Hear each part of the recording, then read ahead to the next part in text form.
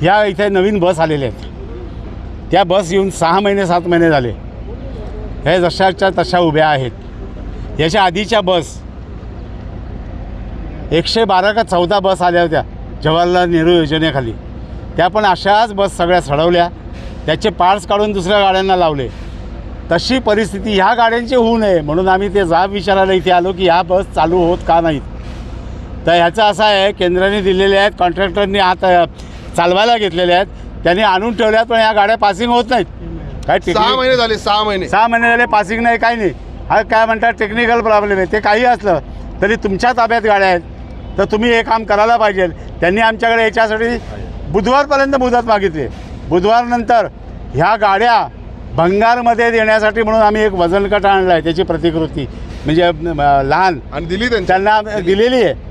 आणि त्यांना हेही सांगितलं आहे बुधवारनंतर मी मोठा वजनकाटा आणणार.